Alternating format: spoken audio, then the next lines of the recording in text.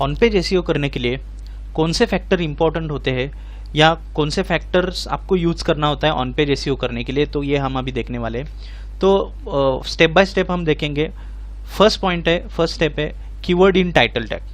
तो इसका मतलब हुआ जो आपका वेबसाइट का टाइटल होता है, या आप नीचे डायग्राम देख सकते हो, जब आप कोई कीवर्ड सर्च इंजन के ऊपर टाइप करते हो और एंटर प्रेस करते हो तो अलग अलग तरीके के वेबसाइट आपको डिस्प्ले हो जाते हैं। और ब्लू कलर में आपको जो दिख रहा है ये हुआ टाइटल, और इसके नीचे जो है ये है डिस्क्रिप्शन। ठीक है, तो मैंने इधर हाईलाइट कर दिया है रेड कलर से। रेड कलर की आपको लाइन दिख रही है, ये हुआ टाइटल। ब्लू कलर में जो आपको टेक्स्ट दिख रहा है इसको बोलते हैं टाइटल, और नीचे है डिस्क्रिप्शन। तो आपको क्या करना है, जो आपका बिजनेस का कीवर्ड है, जो भी आपका प्राइमरी कीवर्ड है, वो कीवर्ड आपको टाइटल के अंदर मेंशन करना है, इंक्लूड करना है।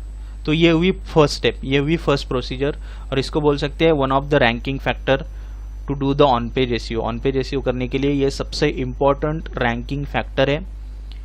गूगल क्या करता है, आपके टाइटल के जब कोई यूज़र सर्च करता है एक पर्टिकुलर क्वेरी सर्च इंजन के ऊपर, तो वो कीवर्ड वेबसाइट के जो टाइटल होता है उसके अंदर प्रेजेंट है कि नहीं, गूगल पहले सर्च करता है और उसके हिसाब से यूज़र को रिजल्ट दिखाता है। तो आपको क्या करना है, अगर यूज़र गूगल फर्स्ट प्रायोरिटी दे रहा है कि वो कीवर्ड टाइटल के अंदर चाहिए, वेबसाइट का जो नाम होता है, वेबसाइट का जो टाइटल होता है, उसके अंदर आपका बिजनेस का जो इम्पोर्टेंट कीवर्ड है वो कीवर्ड टाइटल के अंदर प्रेजेंट होना चाहिए।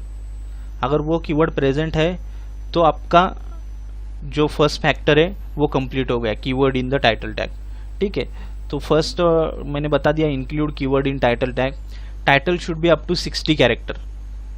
ठीक है, तो आपको क्या करना है, टाइटल का लेंथ ज़्यादा कम भी नहीं देना है और मैक्सिमम भी नहीं रखना है। मैक्सिमम इसका स्टैंडर्ड है up to 60 character, 50 to 60 character इसको आप यूज़ कर सकते हैं टाइटल देने के लिए।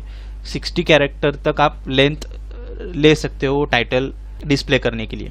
ठीक है, तो उसके बाद है Google display first 50 to 60 character of title tag. अगर आपने कोई बड़ा टाइटल भी दे दिया तो गूगल क्या करता है, सर्च इंजन रिजल्ट पेज के अंदर 50 to 60 कैरेक्टर तक ही टाइटल वो डिस्प्ले करता है, उसके बाद का जो होता है वो हाइड कर देता है।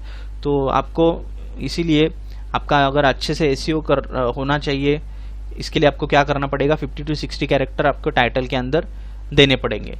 तो उससे ज़्यादा भी आपको नहीं देना है, उससे कम भी आपको कैरेक्टर प्रेजेंट नहीं रखने आपके टाइटल के अंदर। अभी हम देखेंगे सेकेंड फैक्टर क्या है। सेकेंड फैक्टर है कीवर्ड इन मेटा डिस्क्रिप्शन टैग। तो मैंने बताया था कि ये जो ब्लू कलर में आपको दिख रहा है ये है टाइटल, और इसके नीचे जो भी टेक्स्ट दिखता है आपको इसको बोलते हैं डिस्क्रिप्शन। ब्लैक कलर में जो भी दिखता है इसको बोलते हैं डिस्क्रिप्शन। तो ये जब आप पर्टिकुलर कीवर्ड सर्च इंजन के ऊपर टाइप करके एंटर करते हो तो उसके बाद ऐसा रिजल्ट आपको डिस्प्ले हो जाता है, और टॉप पे आता है ब्लू कलर का टाइटल, उसके नीचे होता है डिस्क्रिप्शन।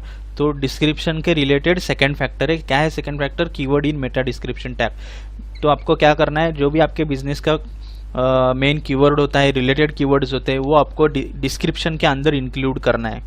ठीक है, तो ये बहुत ही इंपॉर्टेंट फैक्टर है सेकंड फैक्टर, इंक्लूड कीवर्ड इन मेटा डिस्क्रिप्शन। इसको डिस्क्रिप्शन बोलते हैं और मेटा डिस्क्रिप्शन भी बोलते हैं। इसके अंदर आपके बिजनेस का जो भी कीवर्ड है, जितने भी कीवर्ड्स आते हैं आपके बिजनेस के regarding, suppose digital marketing training का कोई बिजनेस है तो digital marketing training institute, digital marketing course, ये हुए उसके रिलेटेड कीवर्ड। ठीक है, किसी का मैट्रिमोनियल का, ऑनलाइन मैट्रिमोनियल सर्विसेज कोई प्रोवाइड करता है तो ऑनलाइन मैट्रिमोनियल सर्विसेज, तो ये हुआ उसका कोई फोटोग्राफी प्रोवाइड करता है तो फोटोग्राफर्स इन पर्टिकुलर लोकेशन। तो ये ऐसे कीवर्ड आपको आपके डिस्क्रिप्शन के अंदर इंक्लूड करना है। उसके बाद Meta description length should be 155 to 60 character. ये इंक्लूड तो करना है लेकिन इसकी लेंथ कितनी चाहिए, इसकी लेंथ होनी चाहिए 155 to 160 कैरेक्टर। इससे कम भी डिस्क्रिप्शन नहीं होना चाहिए, इससे ज़्यादा भी डिस्क्रिप्शन नहीं होना चाहिए। ठीक है, avoid duplicate Meta description tag. तो इसका मतलब होता है वेबसाइट के अंदर मल्टीपल पेजेस होते हैं, तो आपको क्या करना है, एक पेज के लिए आपने डिस्क्रिप्शन यूज़ किया तो सेम डिस्क्रिप्शन अनदर पेज के लिए नहीं यूज़ करना है। जो भी कंटेंट होना चाहिए वो यूनिक होना चाहिए आपके वेबसाइट के अंदर, और किसी दूसरे वेबसाइट का डिस्क्रिप्शन कॉपी करके आप आपके वेबसाइट के अंदर आपको नहीं इंटीग्रेट करना है। आपका खुद का एक यूनिक डिस्क्रिप्शन होना चाहिए और हर एक पेज के लिए वो डिफरेंट डिस्क्रिप्शन होना चाहिए। अगर आप डुप्लीकेट अपने डिस्क्रिप्शन दे दिया तो गूगल के एल्गोरिदम उसको कैच कर लेंगे और इसके लिए आपको प्रॉब्लम हो जाएगा एसईओ के लिए। तो ऑन पेज एसईओ करने के लिए सेकेंड फैक्टर में आता है इंक्लूड कीवर्ड इन डिस्क्रिप्शन, उसकी लेंथ कितनी होनी चाहिए, उसकी लेंथ होनी चाहिए 155 to 160 कैरेक्टर।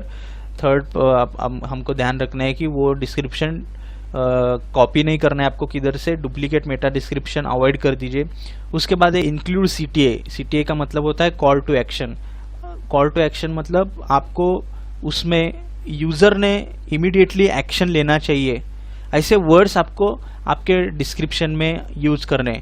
आप उसमें ऑफर इंक्लूड कर सकते हो, उसमें आप डिस्काउंट इंक्लूड कर सकते हो। ऐसे जो वर्ड्स होते हैं, ऐसे जो एक्शन कीवर्ड्स होते हैं, कॉल टू एक्शन जिसको बोलते हैं, ताकि वो कीवर्ड्स देख के यूज़र इमीडिएटली आपके वेबसाइट के ऊपर विजिट कर सके और यूज़र अट्रैक्ट हो जाए आपके वेबसाइट के ऊपर, ताकि आपका वेबसाइट का ट्रैफिक बढ़ जाए। इसके लिए आपको पर्टिकुलर कॉल टू एक्शंस बोलते हैं इसको, ये आपको डिस्क्रिप्शन में इंक्लूड करने हैं।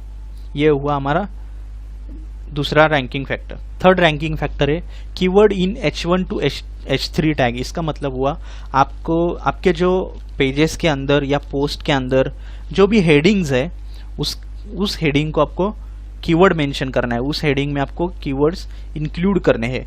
ठीक है, तो इसमें H1 to H6 हेडिंग्स होता है HTML के अंदर, तो हमको क्या करना है उस हेडिंग्स में कीवर्ड्स यूज करने हैं। तो हम इधर देखेंगे इंक्लूड कीवर्ड इन हेडर टैग। तो आपके जो भी पोस्ट या पेज के अंदर जो भी हेडिंग्स होते हैं, सब हेडिंग्स होते हैं, उसके अंदर आपको जो आपके बिजनेस के इंपॉर्टेंट कीवर्ड्स है, रिलेटेड कीवर्ड्स है, वो यूज करना है। Use primary keyword in H1 tag. H1 ये हुआ टॉप जो मेन हेडिंग होता है उसको बोलते हैं H1, और उसके बाद होते हैं सब हेडिंग H2 H3, इसको बोलते हैं सब हेडिंग। तो H1 में आपको primary keyword, main keyword, focus keyword आपको H1 में यूज करना है, और उसके रिलेटेड जो भी कीवर्ड्स है वो आपको क्या करना है H2 एंड H3 टैग में यूज करना है। ये हुआ हमारा third ranking factor. Keyword should be present inside heading of your pages और पोस्ट। आपके पोस्ट और पेजेस में जो भी हेडर्स है, जो भी हेडिंग्स है, उसके अंदर आपको क्या करना है कीवर्ड्स यूज करने हैं। तो जो प्राइमरी कीवर्ड होते हैं, मेन कीवर्ड होते हैं, फोकस कीवर्ड होते हैं, वो H1 के अंदर मीन्स आपका मेन जो हेडिंग है उसके अंदर मोस्ट इंपॉर्टेंट कीवर्ड यूज कीजिए, और H2 H3 ऐसे जो सब हेडिंग्स होते हैं उसके अंदर जो रिलेटेड कीवर्ड्स होते हैं वो कीवर्ड्स आपको यूज करने।